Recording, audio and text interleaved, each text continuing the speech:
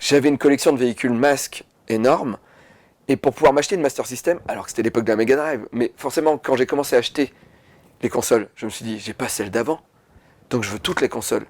Donc j'ai vendu mes jouets pour m'acheter des consoles qui ne se vendaient plus. Voilà. Et puis j'ai eu toutes les consoles, j'étais content. Et puis vers 22 ans, 23 ans, j'apprends qu'il y a des conventions qui existent. Ça s'appelait Cartoonist, c'était à Toulon.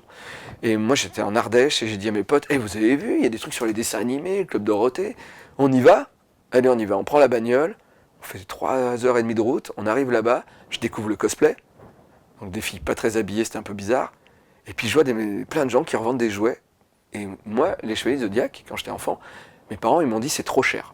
C'est 174 francs un chevalier, t'en auras pas. Et puis pour me faire plaisir quand même, à mon anniversaire, ils m'ont offert le Chevalier du Cancer, parce que c'était mon signe. Parce que bon, forcément les parents ils savent pas forcément l'animer, tout ça.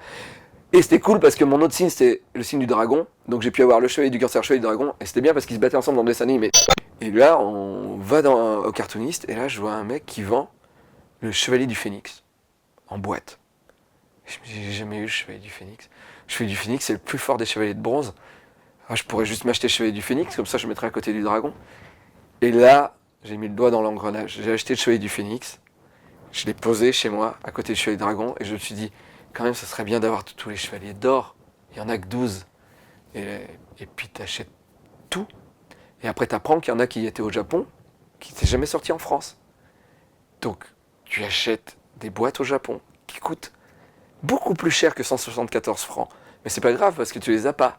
Et puis t'achètes sur eBay, et puis voilà, et puis tu commences une collection. Et je crois que c'est là où j'ai commencé, en fait, cette collection des Chevaliers Zodiac, c'est ça, c'est ce truc ce traumatisme de, tu les auras pas, c'est trop cher.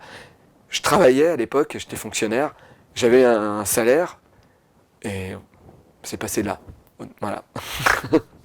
Je jouais pas avec, mais j'avais le plaisir que j'avais pas eu quand j'étais gosse, d'avoir la boîte, parce que j'achetais avec les boîtes, d'ouvrir et de monter le chevalier, et de le poser. Et en plus, le Chevalier Zodiac, ce qu'il y a de bien, c'est que tu peux faire l'armure soit sur le chevalier, soit sur le porte-armure, et donc tu as 2 fois le plaisir. C'est-à-dire que tu sors le truc de la boîte, tu le mets d'abord sur le porte-armure, parce que tu ne le laisseras pas sur le porte-armure, tu fais « Ah, il est joli le porte-armure », et après tu l'enlèves, et tu mets sur le chevalier, après tu le poses, et tu fais « Il m'en faut un autre ».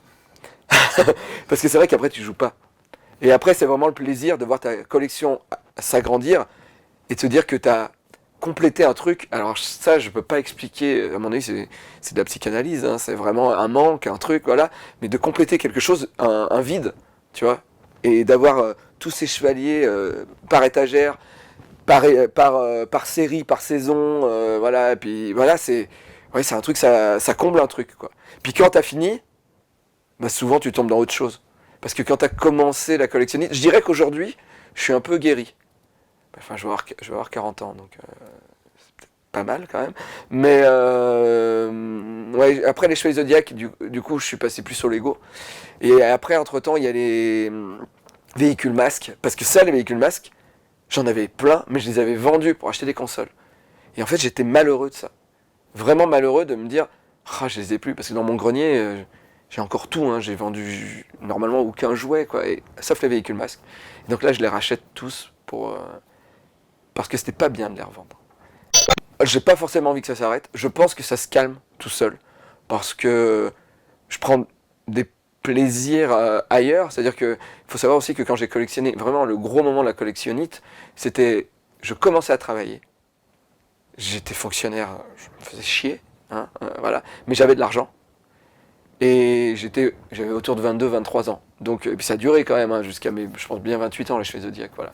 Mais voilà, j'avais de l'argent, je pouvais en faire ce que je voulais. Bon, je bois pas d'alcool, je fume pas, donc bah pourquoi pas acheter des jouets, voilà. Et voilà. Tandis qu'aujourd'hui, je travaille dans l'imaginaire, je gagne ma vie comme je rêvais gosse, je fais de la bande dessinée, j'écris des scénarios. Donc maintenant, moi, mon plaisir, c'est pas jouer avec des bonhommes en vrai, mais moi quand je fais une bande dessinée de la petite mort, je prends mes personnages et je dis bon bah alors lui il va dire ça, puis lui il va dire ça, puis à ce moment-là, paf, il va mourir et les gens ils vont faire oh non et ils vont être tristes. En fait maintenant je joue avec mes lecteurs, avec les gens qui me suivent, mais je continue à jouer.